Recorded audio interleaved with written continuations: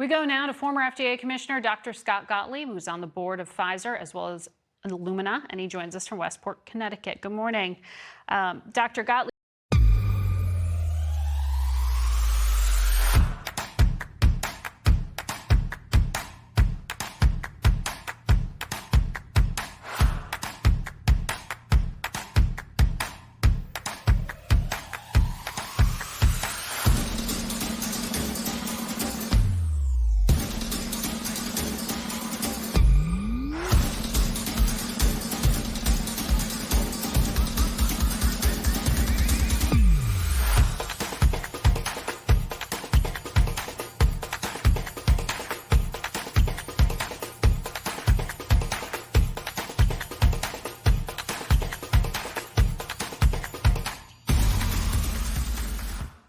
You heard Dr. Fauci say a few million doses of this new J&J vaccine should be available.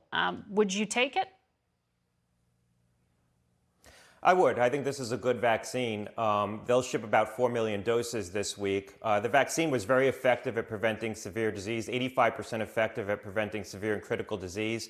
Also, interestingly, if you look at the clinical data, it was 74% effective at preventing asymptomatic infection, which is a suggestion that it's preventing transmission as well, which is really what all the vaccines are starting to demonstrate in the data that's being accrued. There is more and more evidence that these vaccines are preventing transmission of infection, which makes them an even more important public health tool. But the data was quite strong with the J&J vaccine. I think people should be confident about taking it. It will be in the market this week. Dr. Fauci said there are worrisome variants in New York and California and said that may be partly why they're seeing some stalling happening with this trajectory that had otherwise been headed downward. What do you think? Are we being set back? Well, I think this stalling could be explained by just increased mobility. If you look at Google mobility data, people are moving around more. I don't think that the New York variant, which is called 1526, is really having much of an impact yet. It represents about 9% of the infections in New York City, so it's still small. It's going to increase. This strain actually started to become prevalent as early as the summer. It was first introduced into the summer, so it really probably didn't explain the surge that we've seen. There's two different lineages of this variant, so two different forms of the variant. One of them has the same mutation that's in the South African variant. That's the one we're more concerned about. That represents about 5% of infections in New York. So we're more worried about the New York strain because it may pierce prior immunity and vaccines may be less effective against that, and it's still very speculative.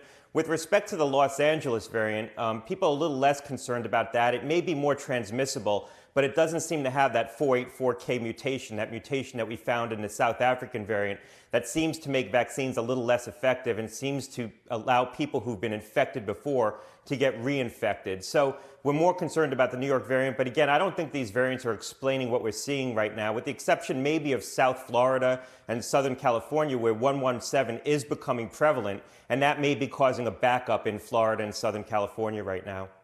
When should we expect booster shots?